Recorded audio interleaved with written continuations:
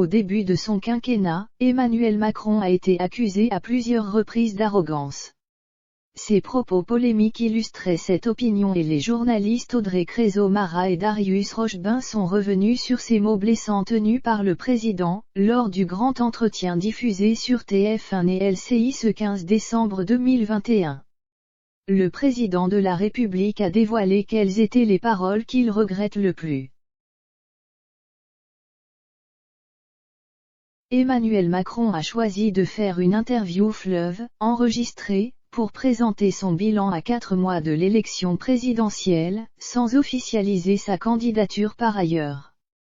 Elle a été diffusée simultanément sur LCI et TF1 et était animée par Audrey Crézeau-Mara et Darius Rochebin, abordant les sujets forts de son quinquennat tels que la Covid-19 et la crise sanitaire, les gilets jaunes, la situation économique ou encore les réformes mais pas seulement. Le président de la République a réagi à l'affaire Nicolas Hulot, lui qui a été son ministre de la Transition écologique durant un an, et également à ces phrases chocs qui ont marqué les Françaises et les Français. Parmi celles-ci, il y en a une qu'il regrette particulièrement. Audrey Crézeau-Mara montre que lors des 18 premiers mois de sa présidence, Emmanuel Macron a marqué les esprits par ses déclarations polémiques, comme lorsqu'il a conseillé à un jeune horticulteur sans emploi de traverser la rue pour en trouver un, soulignant l'image d'un dirigeant arrogant. Quand on lui demande quels sont les mots qu'il regrette le plus, le président de la République choisit les gens qui réussissent et ceux qui ne sont rien, prononcé le 29 juin 2017, lors d'un discours dans le cadre de l'inauguration du campus de Startup Station F à Paris. C'est d'autant plus injuste pour moi car je me souviens très bien de mon propos où je dis il y a des gens qui réussissent et d'autres qui ne sont rien. On ne peut pas dire ça.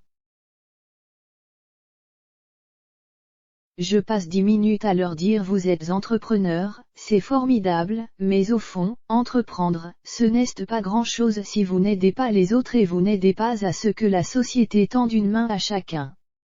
J'ai cette formule, quand on la prend comme ça qui est terrible, il se trouve qu'on a dit ça de moi, il n'est personne, il n'est rien. Il fait allusion aux attaques du candidat de Reconquête.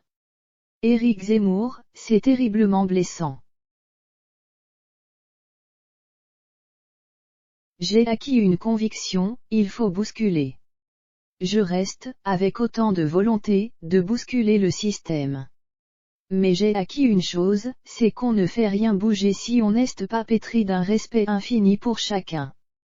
Je pense que dans certains de mes propos, j'ai blessé les gens. Et je pense qu'on peut bouger les choses sans blesser des gens.